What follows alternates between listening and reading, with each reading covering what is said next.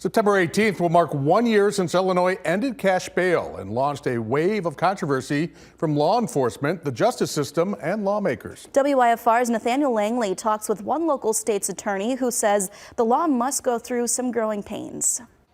After the Illinois Supreme Court upheld the Pretrial Fairness Act in 2023, Governor J.B. Pritzker praised the move and said the state's justice system can now eliminate danger, not focus on money.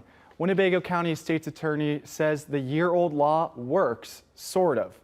It's worked out pretty well. I could point to, some deficiencies. Winnebago County State's Attorney Jay Hanley confirms no cash bail didn't break Illinois when it took effect a year ago, but it's not perfect. It's still relatively rare. But even though it's relatively rare, it shouldn't happen at all. Hanley doesn't know for sure how many people get out of jail and recommit crimes because the state doesn't track those numbers yet. He can say his team of prosecutors misjudged the Pretrial Fairness Act. They would have underestimated the number of individuals who are coming back with additional charges. Skeptics wish the state eased into the law, starting small, then growing.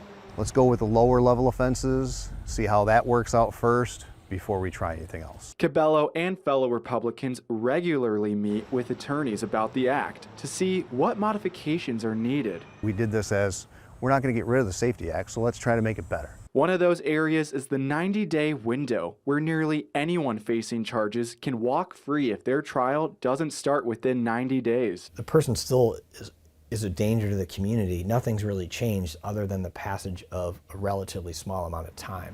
Even supporters of the law say it can and should change. I'd like to return discretion to the judges. Not everybody needs to go to jail. Not everybody needs to go to prison. But we need to find that happy medium. Hanley estimates his office tries to detain nearly 3 out of every 4 detainable cases.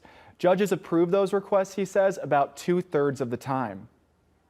Thank you, Nathaniel. And if a suspect commits a crime while free, the state's attorney's office can request to revoke their pretrial release. Hanley says it was common for his office to request that when the law first took effect.